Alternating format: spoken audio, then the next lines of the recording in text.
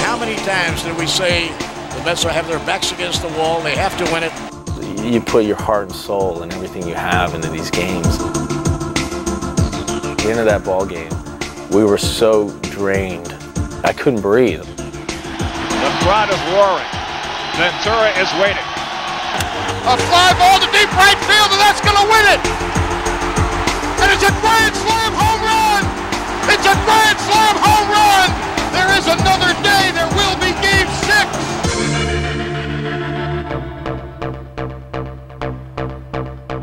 That experience of excitement is so addicting. You want to experience it again and again, and I think for as far as we were concerned, we knew that we had the talent and we knew we had the drive to work to try to get back to that point and beyond. The 2000 New York Mets would undertake a journey fueled by perseverance and resolve. A single-minded quest to bring a World Series title home to their faithful fans. And a line drive, left field, Collier going back.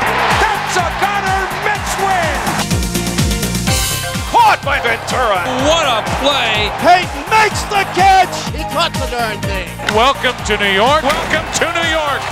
And a line drive, right field, 3 over. Can't get it, Mets win! Quick in a drive, deep down the left field line. Toward the corner. It's out of here! Out of here! Mike Piazza with a 3-run homer. The Mets have a 10-run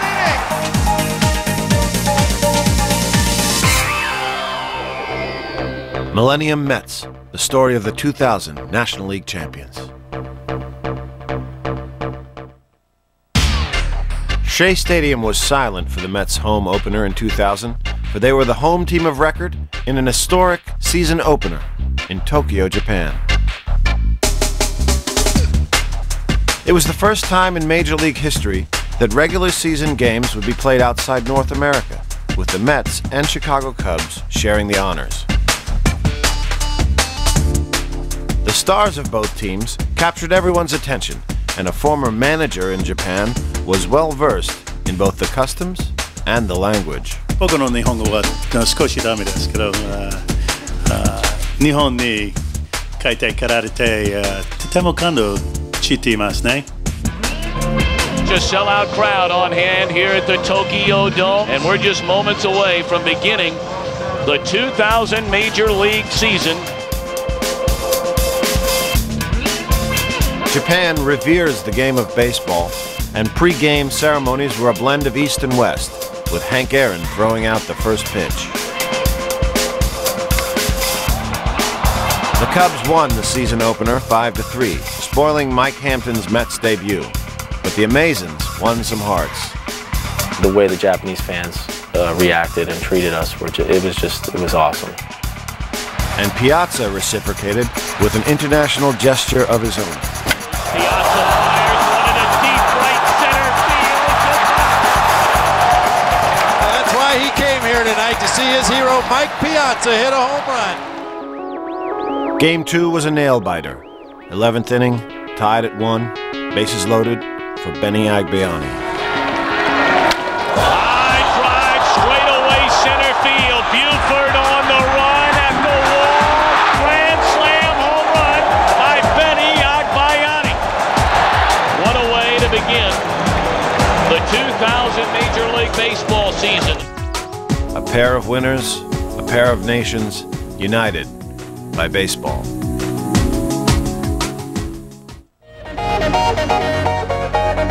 Back from Japan, the Mets seemed to suffer from extended jet lag and floundered below 500.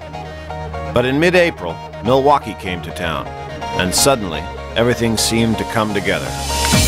Batted in for Alfonso, the 7th hit for New York. Oh, now the Mets have something cooking here.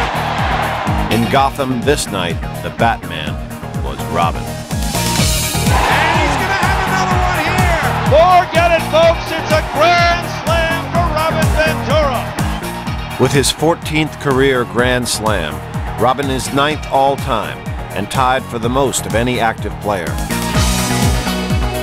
The following day Rick Reed played a strong hand in New York's third straight victory. Reed held the Brewers to just 1 run over 7 innings for his second win of the season. Even after the ball was lined back off of his thumb, 6 strikeouts for Reed. The veterans on the Mets were stepping to the fore, but in Game 3 of the homestand, it was a youngster who came through. Melvin Mora, his first plate appearance. 10th inning, 4-4, and the Shea faithful went home happy. High ball, well hit left center field. Mouton to the warning track. That's a gutter. Mets win it. Next in town, Sammy Sosa's Cubs, and they too got a mighty measure of Mets magic. Well, just like that, a Ventura homer. Mets piling it on. Could it be any hotter than he is? Derek Bell, another huge afternoon. 4 for 4. Bell took a toll on the Cubs, but then so did everyone. 2-run homer at Gardo Alfonso. The Mets scored 30 runs in the 3-game sweep. Back-to-back home runs. First Alfonso, now Piazza. And their winning streak now stood at 7. Next, a makeup game with the Dodgers. And here the Mets required just 1 run. Scoreless game in the 9th. Matt Franco at the plate. So now Franco. A bouncer off the glove of Adams. Here comes Mora, and the Mets win it. 1-0. Mets are hot right now. 8 in a row for the New York Mets. The capper came against the Reds, with Ken Griffey Jr. looking on. How great is this? 6-5 puts the game into the hands of Ken Griffey Jr. with 2 men out in the 9th inning. Crowd hoping they can get Armando Benitez through this tough situation. That's trying to win their 9th game in a row. It'll be a payoff pitch. Put it in the books. Benitez freezes Griffey. The Mets win it 6-5. And the Mets had themselves their 9th consecutive win. It was quickly becoming apparent that the Mets were capable of producing a new hero every night. And together, they prospered. We just love being a team. We're not going to live or die with one guy. A lot of different guys coming in, a lot of guys contributing, and I think that's been one of the strengths of this organization. Early in the season, Derek Bell was an inspirational force. You can't do it any better than Derek Bell. Derek Bell continues to execute. He did so in the field, and as Arizona discovered, he did so at the plate. Here's the payoff pitch. And a line drive right field. Lee over. Can't get it. Mets win. The Mets have swept the Diamondbacks. Derek Bell with another big hit. Arizona also got a triple dose of Little Mac, Joe McEwing, who had a daunting task when he faced the big unit, Randy Johnson. Chalk this encounter up to Super Joe. And the fly ball down the left field line. Gonzalez hustling over. Fair ball. Extra bases for McEwing. Again a 2-2 pitch. And this is a fair ball. Line to left. Extra base hit. Let's go! McEwing hits one deep to left field. That's a goal! Joe was one of the team's many unsung heroes. Still another was backup catcher and chief cheerleader Todd Pratt, who had a grand old game in Los Angeles against the Dodgers. And a drive in the gap in left center field, and that one is going to go over the wall. Todd Pratt has just hit a grand slam home run. Big heroes, big hearts, the 2000 Mets. Of course, the biggest hero of them all was catcher Mike Piazza. For when he took the plate, heroics were no surprise. Big man digs in. Piazza, one of the real deadly clutch hitters. You're watching one of the best hitting catchers who ever played the game of baseball. What a performance by Mike Piazza. Drives one in the air to deep left field. That's gone. Most impresses me is that he's not just a big, strong hitter that hits the ball really far. He's a smart player. He understands winning baseball. He does things to win games in a small way, move guys over. This year, There's been stretches where he's just put the team on his back and been so good for so consistent amount of time that it's really given us a chance to be where we are. Never was that more evident than in June, when Piazza went on a run-producing streak that almost defied belief. Drive in the air to deep left field, looking up his hill. That ball is out of here, and it's out of here, and it's out of here. During a 15-game stretch, Mike collected 28 RBIs, hit 8 home runs, and had a .349 average. More importantly, he led the Mets to 10 wins in those 15 games. Pulled to the home base hit. Around third, Mora, he's coming home. Mike Piazza for the 10th game in a row has a run batted in. The new Met record. Mike Piazza has now driven in a run in 11 consecutive games. Well, with one swing, a couple of more streaks continue. Now his hitting streak is at 17 games, and he's driven in runs at a club record 12 straight. In the next game, Mike outdid himself. After the Atlanta Braves took a seemingly commanding lead into the 8th. Defensive mistakes had put the Mets in a hole, one from which they appeared to have no chance of emerging. And the Braves have now opened up an 8-1 lead. But the amazing 10-run inning that followed would tie a franchise record. Yeah, that was, I can't explain that. It was just just an awesome moment. 3-2. And he walked another one. It's 8-5. This is unbelievable. Here it comes. Outside ball 4. Can you believe this? It is now 8-6 Atlanta. Making so much noise at Shea Stadium, you can actually feel the press box vibrate. Mulholland set. 1-2 pitch. Swinging a grounder toward the hole. Base hit in the left field. McEwing scores. Here comes Mora. Mora scores. The game is tied. The game is tied. It's an 8-8 ball game. An amazing 8th inning for the New York Mets. That was one of the few times where, believe it or not, I went up there and I was thinking about, saying, man, if I can get a hit here, this place is going to go nuts. I'd just as soon not give Mike Piazza another chance to keep that RBI streak alive. The pitch to Piazza. Swinging a drive deep down the left field line. Out of here! Out of here! To hit a home run, it was like the emotion just came over. I usually am a very contained person, or at least I try to stay on even keel, but just the emotion of that ball staying fair, going out of the ballpark, that place was rocking. That place was absolutely rocking that night, and that was just, I mean, electrifying. I still just get chills when I think about it, just to feel that euphoria of adrenaline and excitement. It's just, that was awesome. That was awesome. The Mets won the game, and Piazza went on to drive in runs in 15 straight games, second most in league history.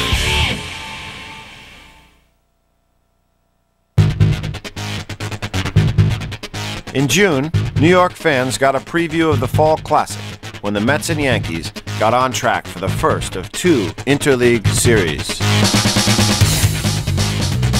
No one knew at the time that this would be a glimpse of baseball's postseason future, nor did anyone expect the Mike Piazza-Roger Clemens subplot that was about to unfold.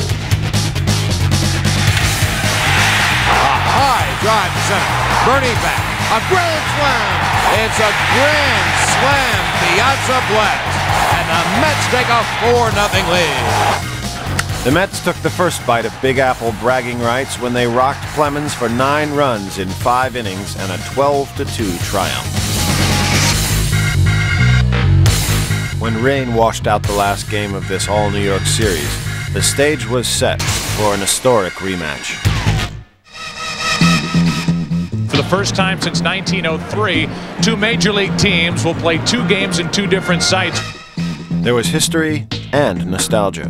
Dwight Gooden making his return here to Shea. The scene of his greatest triumphs here on this mound at Shea Stadium could also, in a way, be the scene for his last major league start if things don't go well here. But things went just fine for Doc, who pitched 5 solid innings to earn the win. Still, this unforgettable day was just beginning. Well, how are you getting to the second game later tonight? Planes? Trains? Todd Pratt took along a camera for the Mets trip on the bus. Here's the bus. Will be police escort to Yankee Stadium, our house of Boothville, and always the media. Here are the fans. Mets finest, sending us off to the Bronx.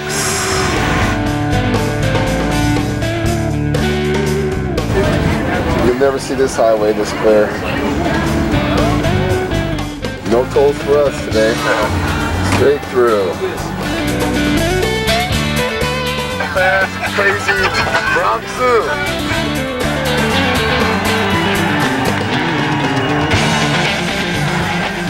It was an experience, but something that I enjoyed, and I think we all won't forget soon. Nor would anyone soon forget the event that transpired in the second game of this memorable doubleheader, when Chapter 2 of the Piazza-Clemens tete-a-tete ran its fateful course. The 0-1 pitch way inside and hit him. Piazza is hit by the pitched ball, and he is down on his back in the batter's box. Oh, man, was that scary. Boy, nobody wants to see this. I can't imagine he's going to be staying in this game. The Mets lost Piazza and the game, but made a statement in the series finale. Swing and a miss, he got him. Slammed in the air to deep right field, and it's out of here! Hard seal. Swing and a miss. Throw to second to slide. Out at second. Oh, but he makes the catch. Line drive down the left field line. Base hit.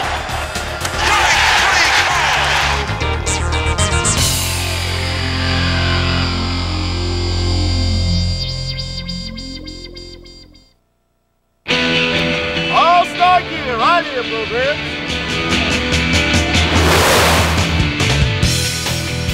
At the 2000 All-Star Game in Atlanta, Edgardo Alfonso and Al Leiter represented the Mets.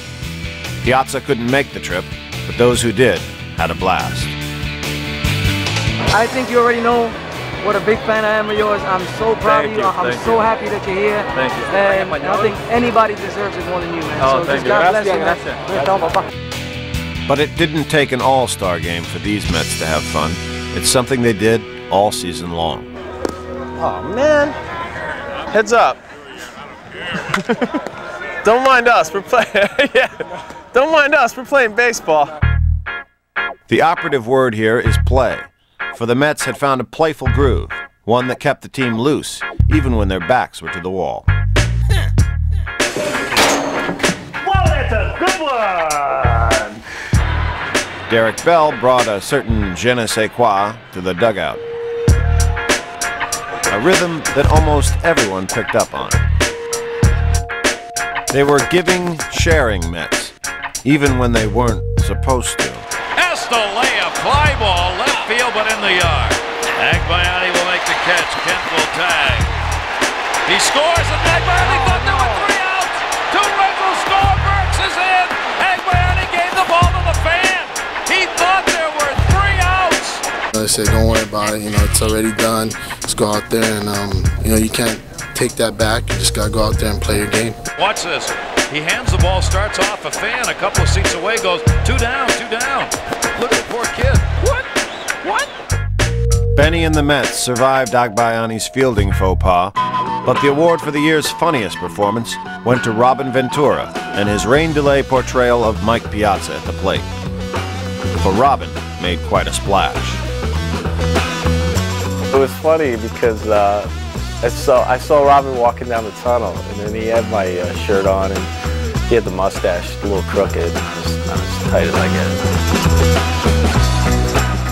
Didn't have enough muscle up top. It was a little bit lower, but you know, still did a pretty good job.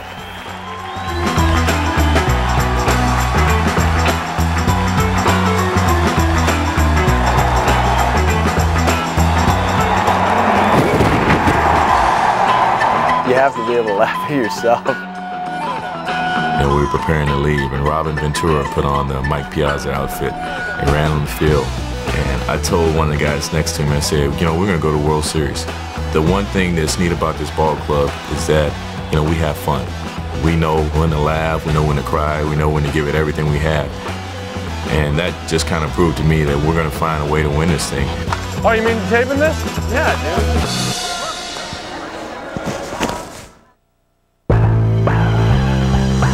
The The Central Division leading St. Louis Cardinals were in town for the final weekend of July, and the Mets were more than ready, thanks in part to a pair of newcomers who got caught up in the Shea Stadium mystique.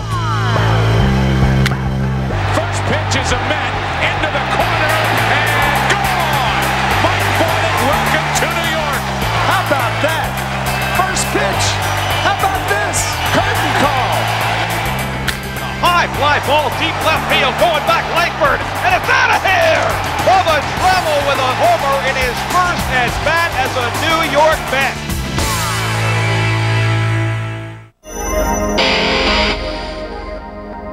Propelled by a 3-game sweep over the Cardinals, the Mets moved into August on a mission to solidify their playoff position, and they didn't disappoint.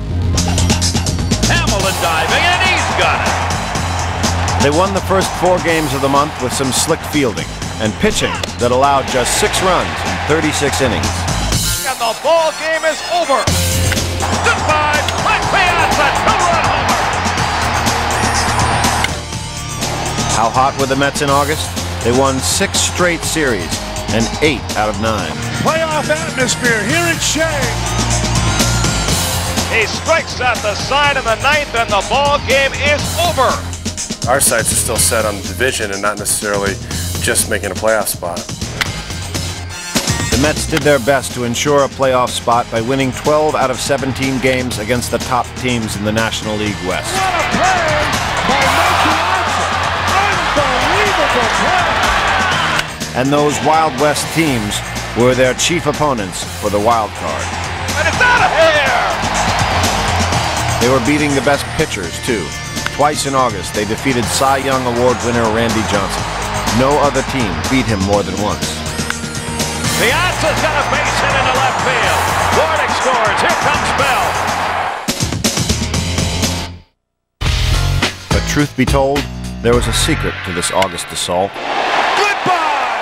Home run, Bunting! He's, no question, one of the most underrated players in the game. It's amazing the fact that you have a guy who's a secret being in New York, as good as he is. No secret to Mets fans, for Alfonso had a sizzling month, leading the team in almost every offensive category. He's a very, very good player. He's played at a very high quality and a high level of play this year. Edgardo Alfonso with a 3-run homer. He hit 5 home runs and drove in 19 runs in August alone, and had 10 multi-hit games. No one Mets starting pitcher stood out during this torrid month. Fact is, they all rose to a level of excellence. Mike Hampton went 3-0 with a 2.23 ERA. Rick Reed won 4 of 6 games that he started. And no one dealt a better hand than the ace, Al Leiter, who won 3 games and pitched a pair of 12 strikeout masterpieces. Swing and a miss, he got him. 19 consecutive hitters retired by Al Leiter. The bullpen was just as solid. This guy is unhittable. Benitez gets the save. Put it in the books. Benitez saved 11 games in August and had a .61 ERA.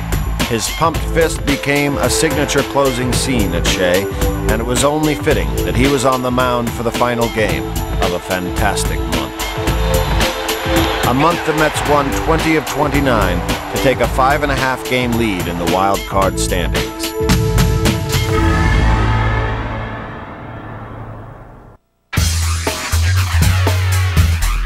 So the Mets pulled into September on the fast track, tied for first place.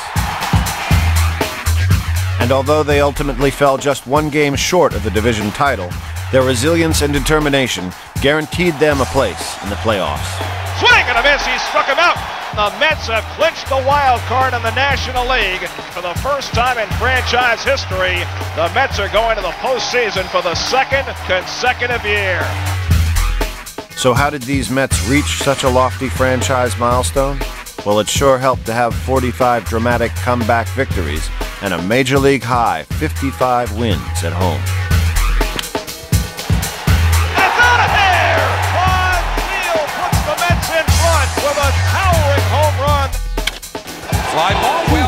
left field. Put this baby in the books. Millennium squares the bunt, and he bunts up beauty. Oh! How about that? Here comes Baiani! And the Mets win it! It was a well-balanced attack.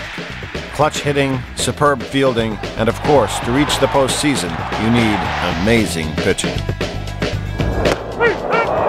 You have to start with pitching. Pitching is key. That it's been proven in the past that any team that has ever come close to winning a World Series, it's all from the pitching staff.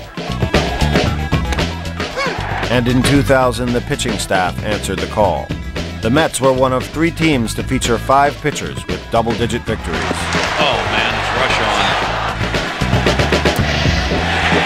The Mets stay hot. And with the game on the line, you couldn't do much better than Armando Benitez. The Mets closer set a club record with 41 saves. Oh, 1-2 pitch. Swing and a miss. He struck him out. And Armando Benitez becomes the first Met reliever ever to record 40 saves in a season. The perfect blend of power and consistency propelled the Mets to a team record 198 home runs. That ball is hit. Way back. Oh, my goodness. Well hit to left center. Goodbye. You know, this New York Mets team has hit more home runs than any Mets team in the 39-year history. Mets win it! Jay Payton hit 17 home runs, the most by a Mets rookie since Darryl Strawberry. And he was simply outstanding in his field. Center field, that is. A tremendous catch by Jay Payton. And he really was very consistent defensively, and then towards the end of the season got so many clutch hits for us. I mean, we would be lost without him. Payton tries to win it. That's a gutter. Mets win! Jay Payton is going to be a star. 94 wins. What a season. Next stop, the playoffs. We're getting where we want to go, and now the journey begins.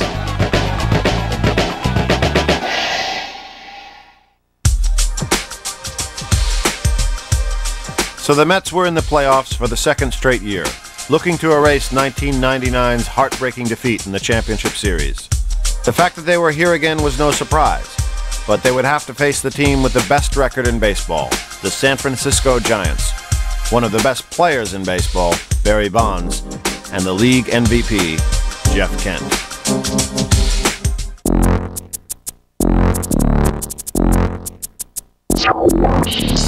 In Game 1, Livan Hernandez dominated, and the Giants won 5-1. But Game 2 took a different turn when the Mets went up by 3 in the ninth. He smokes one in a deep left center field, and Edgardo Alfonso has homered in the ninth inning. And that may be the clincher. 4-1 New York. Not so, for in the bottom of the ninth, 2 men were on base for pinch hitter J.T. Snow. High fly ball right, hit to the corner, to the wall.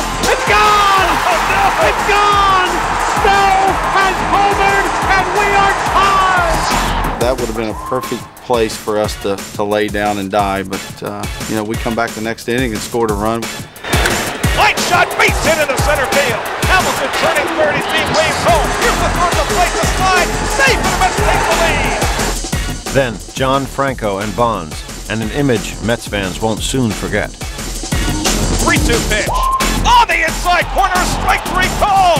The ball game is over. And the Mets have won it in a thriller in San Francisco.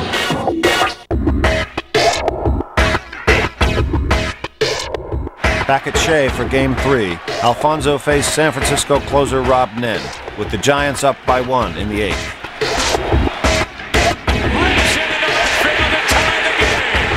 Harris around third, he comes in to score. It's a double for Alfonso, and it's 2-2 in the 8th. The game stretched on for more than 5 hours, still tied at 2 into the 13th. I said, all right, here we go. You know, I'm going to try to do something. You know, I just told myself, you know, just stay back and see the ball. And, you know, you got to throw me a strike right here. And when he did. High fly ball, deep left field. Back goes Bonds, looking up at the wall. That ball is out of here! Out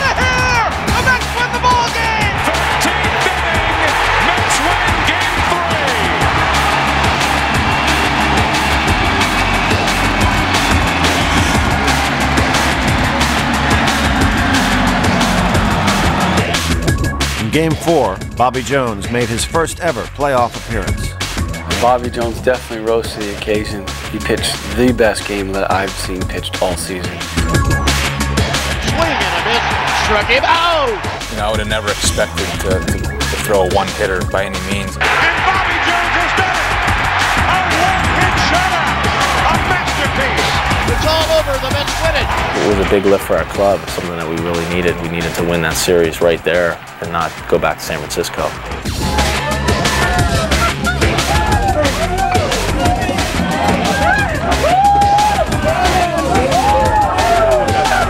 You know, Jeff Kidd said they're a better team, but it's too bad the best team won today. Time now to win a pennant. The St. Louis Cardinals had swept Atlanta aside, but the Mets were on fire. The one thing about the playoffs, the team that gets hot is gonna go somewhere, and that's what we were able to do. We got hot at the right time. Piazza hits a ball fair past third and down toward the corner. A first inning run at least for the Mets as Perez scores. He's out of the cage. The monster is out of the cage. Let's go.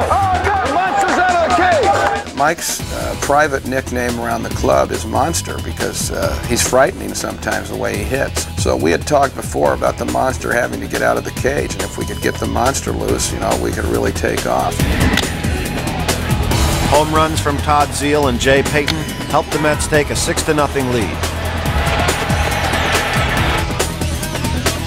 That was more than enough for Hampton, who pitched 7 innings of shutout ball to record his first victory in postseason play. He has been absolutely brilliant. In Game 2, the Mets once again flexed their muscle right from the start.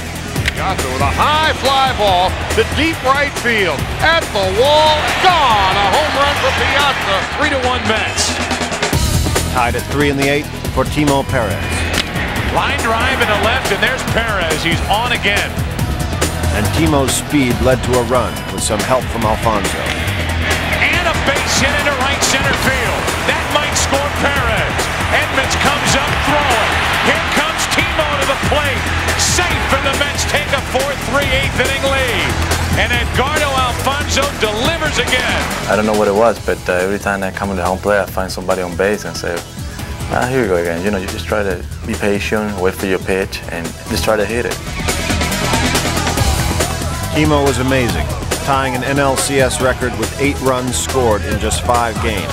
He also ruled the outfield, flashing leather and using his speed to track down potential hits. What a play by Perez. Timo Perez came out real strong, really sparked the lineup, and that's something we needed. With the game tied at 5 in the 9th and 1 man on, the Mets turned to another rookie to take the lead. Jay just, I think, solidified his position in this organization. He really matured so much, was very consistent, and then towards the end of the season got so many clutch hits for us. Into center field, that's a base hit. It gets by Edmonds, into score McEwen. Heading for third is Payton. The Mets leading 6-5 in the 9th. Jay Payton delivers for New York. The Mets lost Game 3 at Shea, but unleashed a first-inning assault in Game 4, led by Timo once again. Ground rule double for Timo Perez. Back-to-back doubles for the Mets. 3 doubles in a row. Ventura launches that one. Right center field. Way back. That ball is off the face of the wall. Alfonso scores. Piazza scores. 4 consecutive doubles. That one hit in here to center field. Agbayani got a lot of it way back. Edmonds hits the base of the wall. Here comes Robin Ventura. Another double. An NLCS record 5 doubles in the first inning produced 4 runs. The Mets added 3 more in the second, and in the 4th, it was Piazza with pizzazz. Oh, baby, is that out of here. Mike Piazza with a monster home run. His second home run of the series. The Mets now had a 3-1 lead. The New York Mets are 1 win away from their first World Series since 1986. Meanwhile, the Cardinals are facing elimination. Mike Hampton, who started Game 1 and won Game 1, is on the mound for the Mets. I think Mike Hampton's contribution the entire season was huge. That game in particular was a defining moment. That game was a revelation. Langford's gone. Edman strikes out for the third time tonight. Oh, what a job by Mike Hampton. Hampton is just too much tonight for St. Louis. It was a complete game, 3-hit shutout. A pennant-clinching masterpiece. Mike did a great job for us, and that was a very big win. A drive in the air to center field. Timo Perez jumps in the air, waiting for it to come down, makes the catch. For the first time since 1986, the Mets are going to the World Series. And the New York Mets are the 2000 National League champions. And the Mets are jumping and leaping upon Mike Hampton, who went the distance. A 3-hitter. He shut out the Cardinals.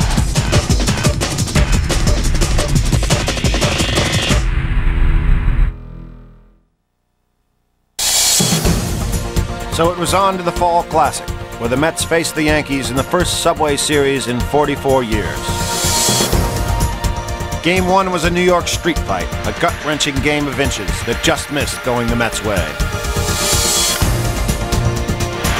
It looked like it hit the top of the wall, bounced into the stands, and then back out. But it didn't. But even in defeat, the Mets stood tall and showed they would not back down from anyone. The barrel of the bat comes back at Roger Clemens, and he fires back toward Piazza, who is going down the first baseline. And when the series returned to Shea for Game 3, they gave their fans a night to remember. And Reed strikes him out. He's got 5 strikeouts in 2 innings. And Bayani's got a base hit into the gap. Zeal on the fly. Will they cut it off? They can't. Zeal's being waved home. Relay throw to Jeter. Jeter no play. Mets lead. Win a game. 3 balls, 2 strikes, 2 down. Mets leading 4-2, 9th inning. Justice pops it up. If it's caught, this is a 2-1 series. Alfonso. It is. It was, unfortunately, the only game the Mets would win.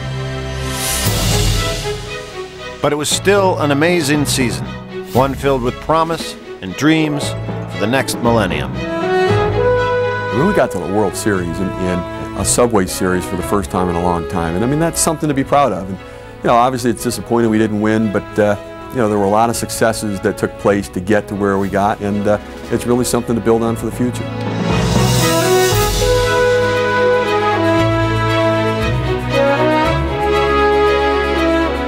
There's definitely no guarantees in this game. And the only thing you can guarantee is your effort. And that's one thing we've always maintained as a ball club. No matter what soldiers we have out there, we're going to fight. And we're going to fight as hard as we can till the last out. And that's been something that has been such a great part of this ball club since I've been here. For the first time since 1986, the Mets are going to the World Series. Everyone pulled together, played together, stayed together. You can't be more happy or more proud than the group that gets through things and gets through things with their head up high. And I think that each individual in there can walk around with their head up high every day of their life. Next year is a new year. We'll have new people. We'll have a new journey, and it will start fresh from the first day of spring training. This is an experience to build on, but it's just one that will be left right here in the year 2000.